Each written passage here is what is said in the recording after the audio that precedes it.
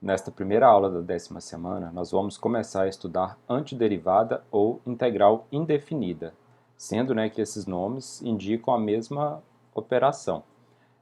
No caso aqui, por esse primeiro nome, a gente já pode ter uma ideia do que vai falar esse conteúdo. Antiderivada, no caso, ela vai ser a operação inversa da derivada.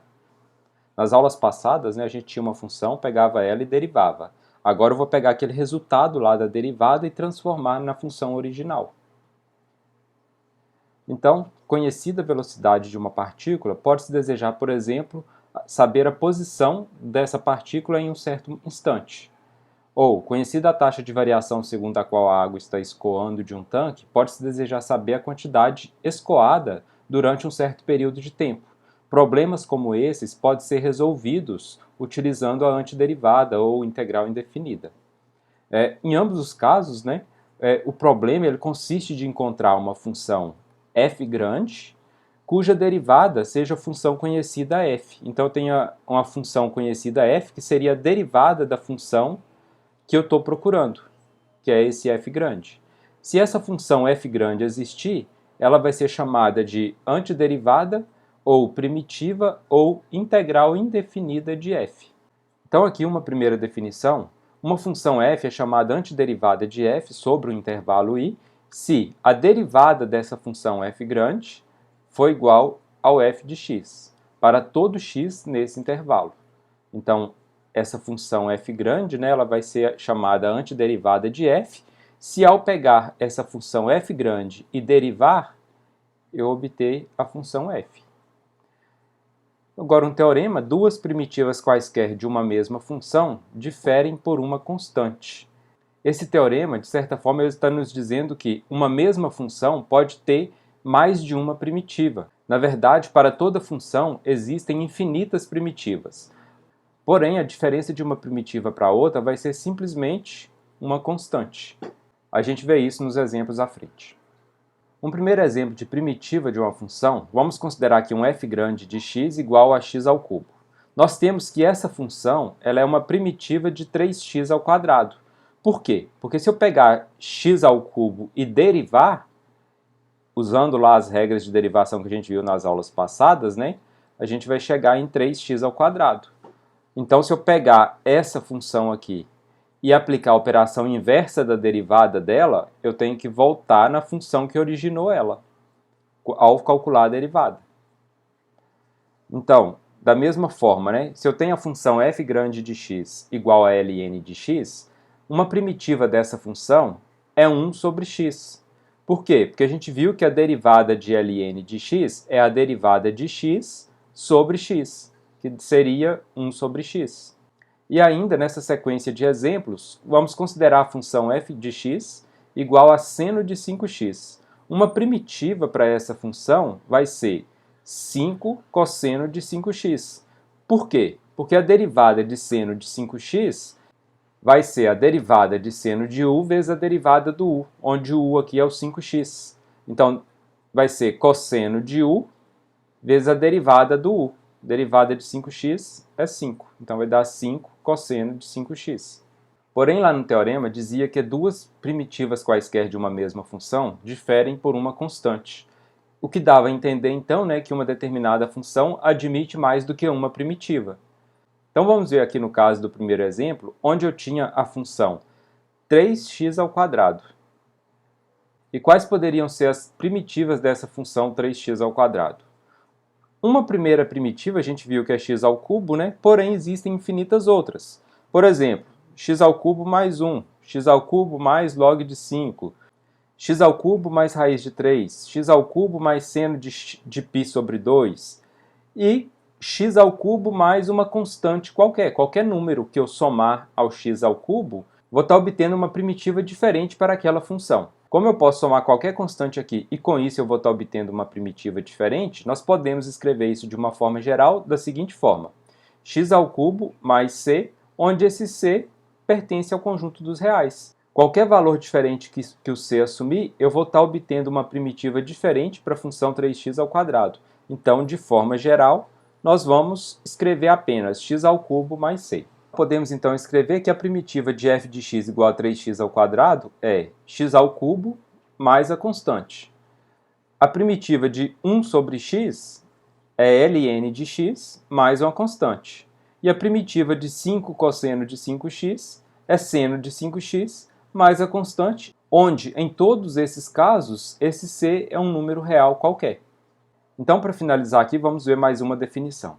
Se a função f grande é uma primitiva da função f, então a expressão f grande de x mais c, com esse c pertencente aos reais, damos o nome de integral indefinida de f e indicamos por integral de f de x dx igual a f grande de x mais c, onde esse símbolo aqui é o símbolo que vai nos indicar a operação que nós estamos fazendo, a operação de integração. Então, esse é um símbolo que indica aí a integral de uma função. Então, passando para os exemplos, vamos encontrar a antiderivada ou a primitiva ou as integrais indefinidas das funções abaixo. Então, nesse primeiro caso aqui, eu quero a integral de 1 sobre x dx. Qual que vai ser a integral dessa função? Pelo que a gente viu lá nas derivadas, né, a função que eu derivo e encontro 1 sobre x é a função ln de x. Como se tiver uma constante somando aqui, eu não vou saber o resultado dela, porque a derivada da constante é zero, então eu vou colocar aquele mais c que nós usamos anteriormente. Então esse c eu vou entender que é uma constante qualquer, de modo que se eu derivar essa função toda, eu vou obter 1 sobre x, porque a derivada de ln de x é a derivada de x sobre x, e a derivada da constante é igual a zero. Então a derivada dessa função aqui é 1 sobre x. Nesse outro exemplo, integral de e elevado a x com relação a x. Qual que é a função que a derivada dela vai ser e elevado a x? A gente viu que a derivada de e elevado a x é a própria função e elevado a x. Então a integral de e elevado a x é a própria função e elevado a x. Só que aqui eu vou somar a constante, porque eventualmente, antes de calcular a derivada que gerou esse e elevado a x, pode ser que eu tinha uma constante sendo somada e eu não vou conseguir avaliar isso nesse resultado. Então, como primitiva, né, eu coloco e elevado a x mais a constante.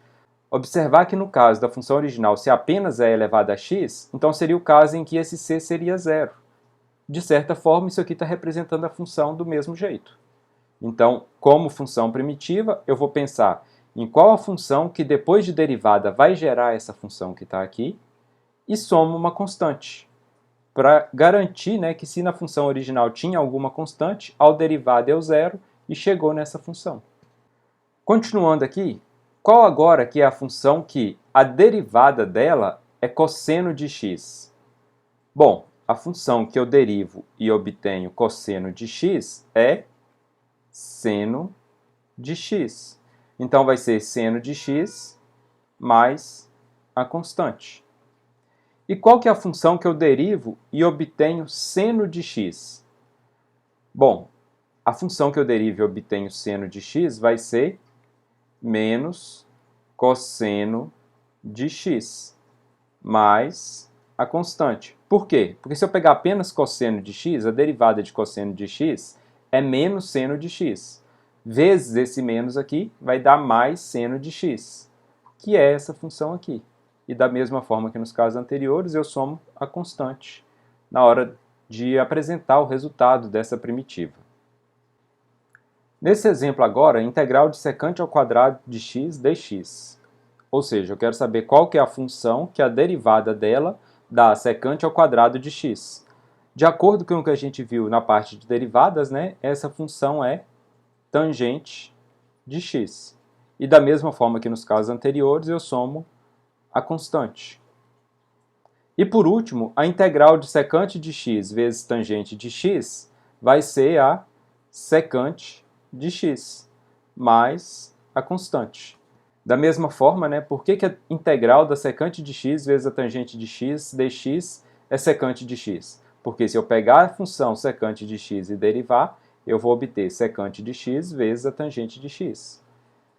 Todas essas integrais que a gente fez na aula de hoje e várias outras estão naquela mesma tabela que a gente usou para derivadas. sendo que as derivadas estavam na primeira página, né, e agora a parte de integral está na segunda página. Então todas essas fórmulas aqui estão lá naquela tabela também. Então vocês podem usar aquela tabela para ajudar vocês aí no cálculo das integrais. Com isso a gente termina essa nossa primeira aula e temos mais uma aula essa semana.